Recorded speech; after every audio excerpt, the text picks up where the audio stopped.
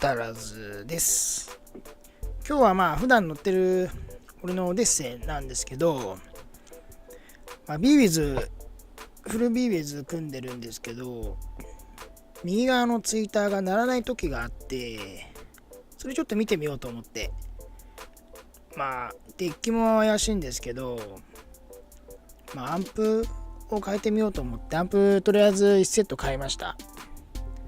アンプとあとレギュレーターもこれついてるんですけど、レギュレーターもちょっとねグレードアップしたいなと思って、 60A から 70A にグレードアップしようと思って、それも購入できたんで、それを変えていきたいと思います。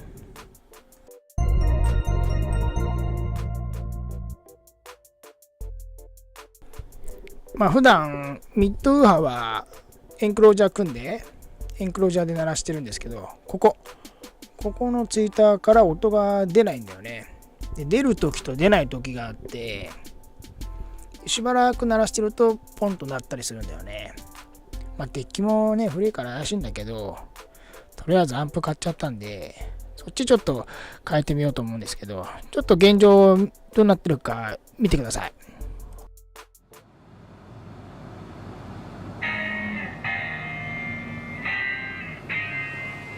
ほら、ここから出てない。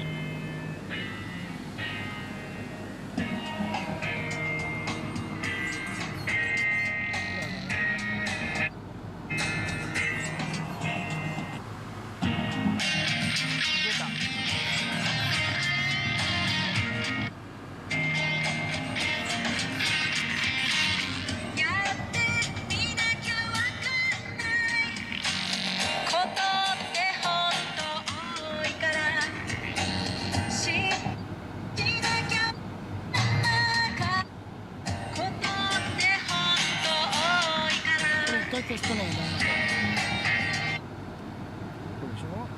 一回消した。これ出てやるよ。何がダメなんだろう。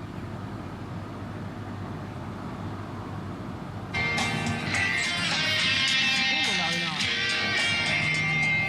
一回アンプを変えてみよう。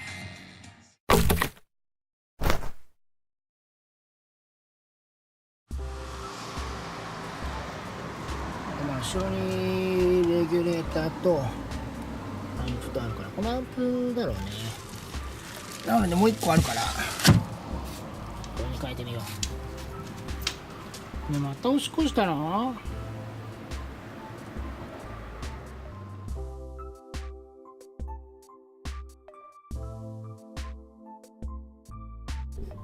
ね、早速作業していきましょう。オデッセイの心、なんていうのかな、シートが収納できる部分に、アンプとレギュレーター組んであるんですけど、こうやって開けると光るようになってます。いい感じ、あれいい感じだよね。大人な感じで。でレギュレーターと、4チャンのアンプ組み合わせてます。今日はね、アシスタントが様子見に来てますわ。使い物にならんすわこいつ。このヒューズもねちょっと怪しい感じ、ちょっと錆びてるんだよね。1個あるから外してちょっと様子見てみましょう。でできたらまたね、もう1個の方のアンプ修理して、その修理動画も上げたいと思います。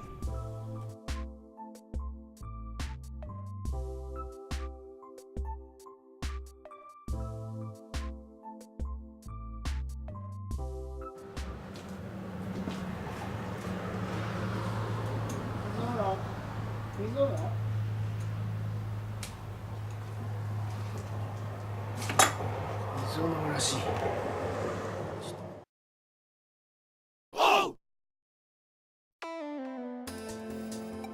で、アシスタントは撤収しました。どんどんビスを外していって、固定しているビスを外していってあげましょう。この辺は特に説明はいらないと思いますけど、作業する前必ずね、バッテリーの端子外しておきましょう。電源つながってるんでね、結構危ないので、それだけをきちんと気をつけるようにしてください。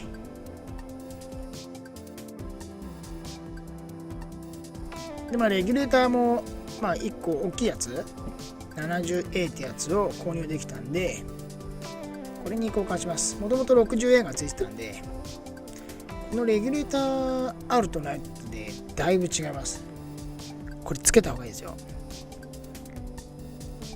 でレギュレーターはなんていうんだ、キャパシタとまた違って、キャパシタより全然その電圧を安定してくれるので、キャパシタつけるよりかだったらレギュレーターつけた方が大きな効果はありますと俺は思ってます。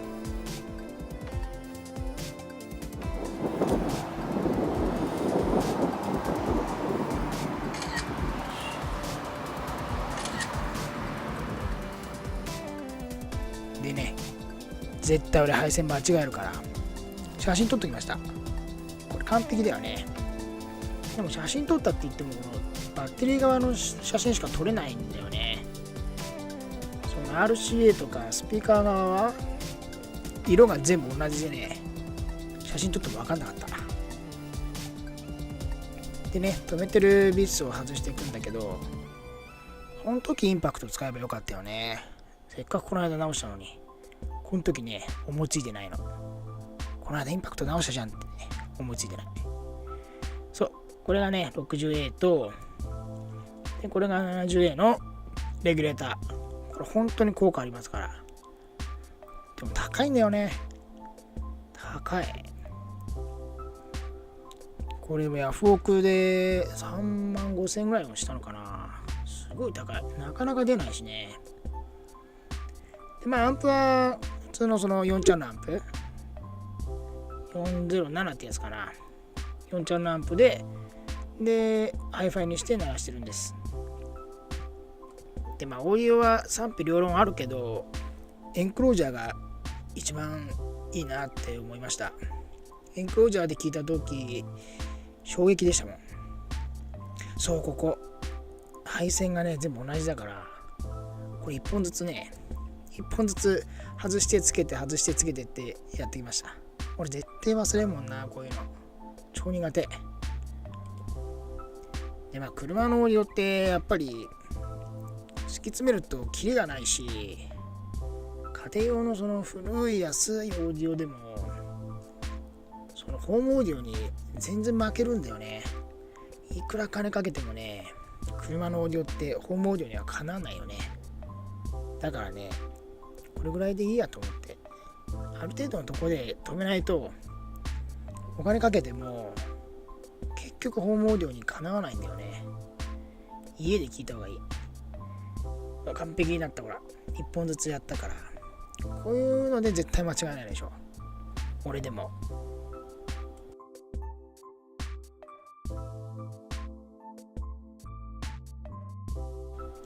あとはバッテリーケーブルなんですけど、このレギュレーターとアンプをつなぐとき 60A と 70A のこのプラスマイナスは逆なんだよね。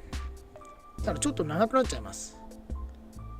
これすごいちょっとややこしいなと思って、同じにしてくれればよかったのに、ちょっとねちょっとこれちょこっと長くなんだよな。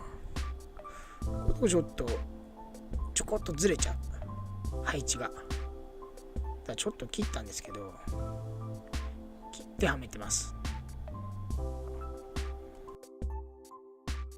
もともとこの車はこの友達のトシっていうやつが乗ってた車で、コックピットシリーズかな、そこで作った車なんですけど、初めて聞いた時は衝撃でしたね。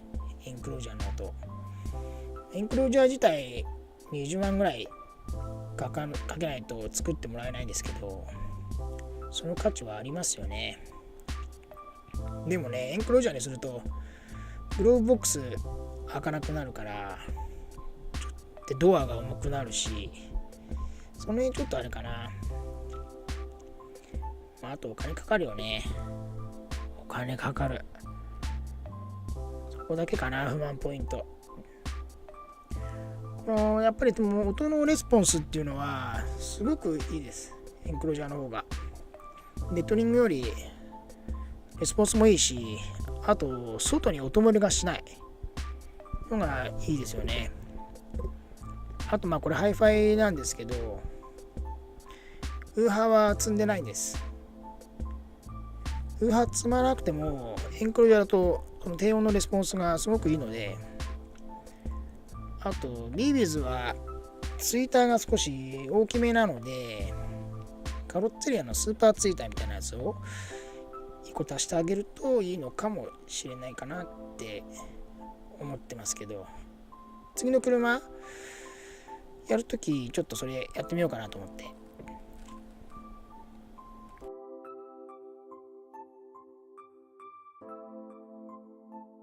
であとは車両側のバッテリーをつないであげましょう。ここは逆じゃなかったんだよな、確か。逆だったのかな、忘れちゃった。いや確か逆じゃなかった気がする。60A と同じだった気がする。その辺はまあ悩まずに2曲しかないのでつけていってあげましょう。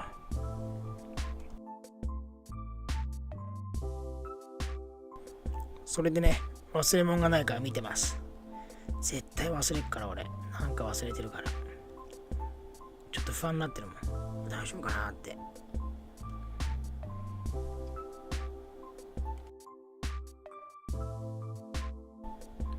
でね、固定。そう、固定の時にこの間直したインパクトを使ってます。しかも 18V。ちょっと強すぎるね。こういうところの作業には向いてない。このインパクト。パワーが強すぎる。であとね、蓋閉めるんで、その前にきれいに磨いてあげましょう。結構まあアクリルで蓋してないので、結構ホコリつくんですよね。あれアクリルで蓋した方がいいよね、やっぱり。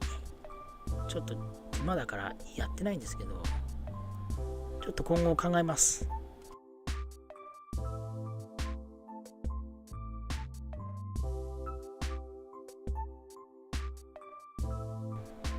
で LED の配線もつないであげて、配線潰したりするのでちょっと脇っちょの方に寄せてあげて閉めてあげましょう。この辺は留め具とかないです。ただこう蓋がこう上に乗っかってるだけ。ちょっときつめでね、ポンって押してあげればこう閉じるようになってます。こう綺麗な時はね、やっぱりこの LED、ね、アンプとレギュレーターに反射してすごい綺麗なんですよね。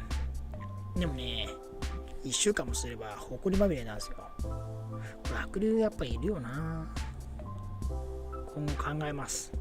アクリルつけるかどうか。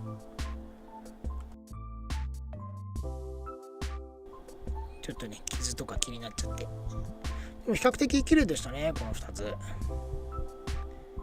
中古の割に綺麗でした。完成なのでちょっと試聴してみましょう。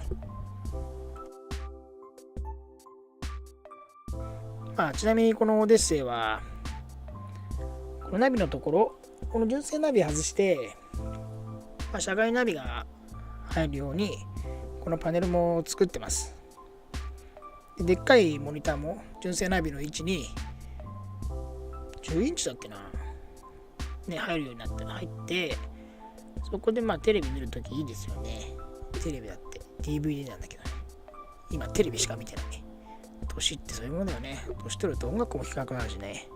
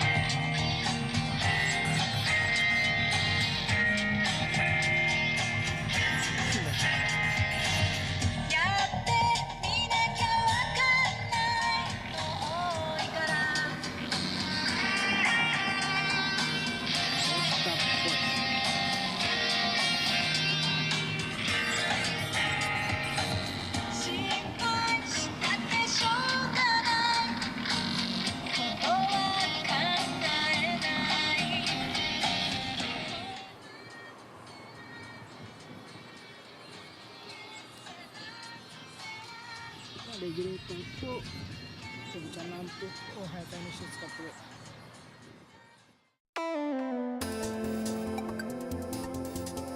今回もご視聴ありがとうございました。普段乗ってるオデッセイなんですけど、今車検に出してて父ちゃんが乗るみたいです。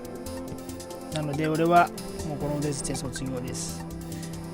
次はね、父ちゃんがこれね乗る仕様に変えていこうと思って、さすがにね父ちゃん車庫端じゃまずいでしょってことで、いろんなパーツねまた買って、この20インチも変えて、この20インチ今ヨッピーのディアマンテに履かせてるんで、ちょっとね年寄り仕様のオデッセイに今後変えていきたいなと思って、デチューになっちゃうけど、